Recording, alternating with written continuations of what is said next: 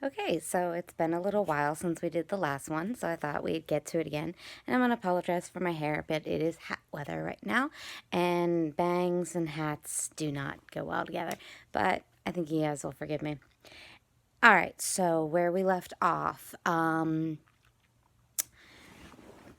my goodness, where did we leave off? Paris and Paris and Menelaus had gotten into their fight together, and Menelaus came out as the victor, and Paris was secreted away by Aphrodite or Venus, whatever we're gonna call her. I think we're gonna stick with Roman just because that's somewhat more deeply ingrained in my head. So I'm gonna stick with those. And from translation to translation, it varies because it was originally written in Greek, of course, but it's been translated into Italian, Latin, every language. So I'm just going to stick with whatever is easiest for me to remember.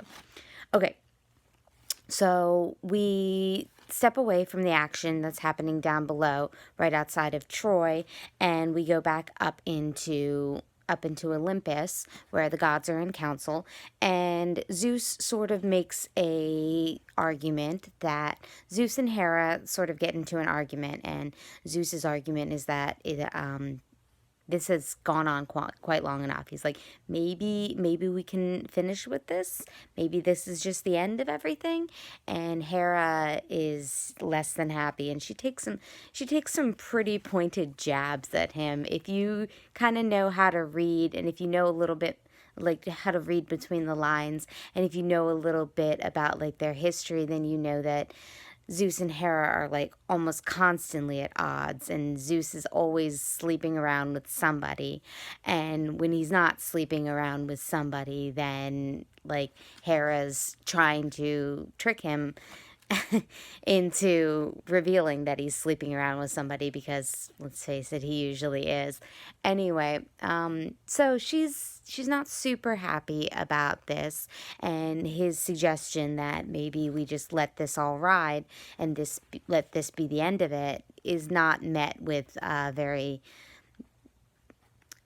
open mind on Hera's side. Hera also has the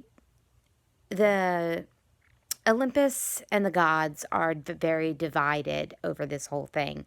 It's sort of like whenever, like, this is sort of to them like parents are fighting, except in this case, it's Hera and Minerva or Athena, whichever you prefer. Uh, I'm sorry, that's right. We said we were going to stick with one.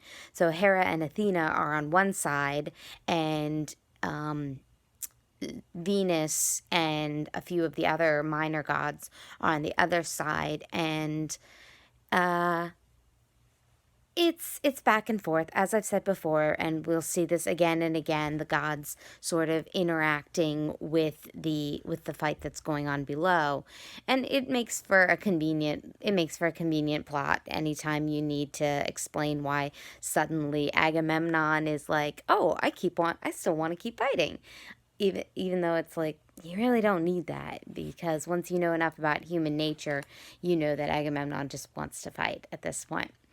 So Zeus and Hera finally come to an agreement that the war is going to continue after Hera more or less like calls him a wimp and complains that he never does anything she wants, and she's not entirely wrong, but that's a whole other bucket of worms. So Zeus sends Athena down to sort of incite everybody back into the fight. So she goes down and she disguises herself as a common soldier. She goes up to Pandarus, who is one of the Trojan warriors, and she convinces him that it's a good idea to shoot Menelaus. And Pandarus gets like all full of himself, and he does that, and he shoots and wounds Menelaus. And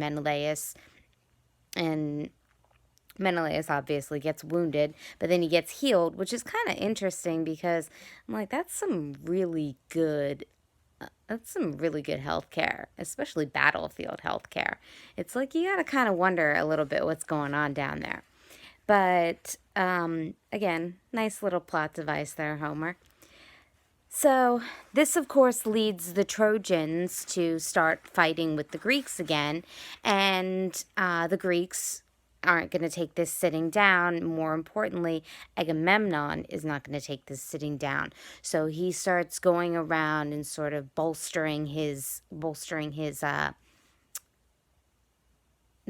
all his people, getting them excited about this again. And it's very interesting how he does it. He uses a variety of tactics. Mostly he'll either flatter them, or he'll sort of degrade them. And it's kind of interesting because once or twice people are sort of like, you sort of get the impression that he's like, oh, well, and he comes right out and says this, actually. He's like, I would happily come out there and fight with you guys. I would be right there on the front lines. But sadly, I'm not a very good fighter.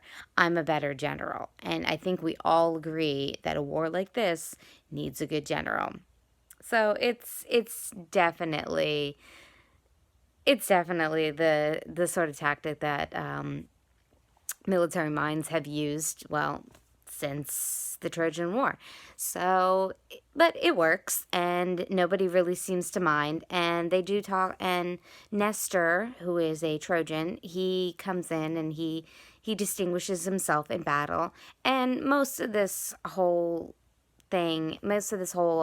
book is primarily about it's mostly just descriptions about what's happening at this point, and it's very detailed, very in-depth descriptions. You get some very good descriptions of people's armor, people's weapons, which is very important from like a historic standpoint, because this is how we knew how wars were fought back then. And a lot of the tactics that were used in battles like this have been used time and time again, and they're classic battles. They're classic strategies. I mean, everybody knows how this story is going to end with that Trojan horse, and there's a reason that method, that idea, that trick, if you will, has stood the test of time because it works. And this is all sort of about proving it. And so it's very important from a historic standpoint, but from a literary standpoint, it's kind of boring. It's kind of like listening to, it's like 3 pages on somebody's suit of armor, and you're just like, bro, I can look this stuff up online. I know what this looks like. But at the same time, you have to appreciate it, because at that time, in that era, they wouldn't have been able to. And yeah, they probably could have gone out and, gone to watch soldiers marching to war and everything. But of course, like, the generals are going to have different armor than just the common foot soldiers. So of course things are going to look a little bit different for someone like what Menelaus is wearing, as opposed to what someone like like this common dude Pandarus is wearing. So again, it's important, but it's maybe not the most stimulating reading.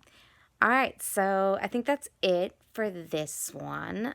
It was a shorter book, and as you can tell, not a lot happened, but it was very interesting, and hopefully I'll get the next one up a little bit sooner, or a little bit more timely.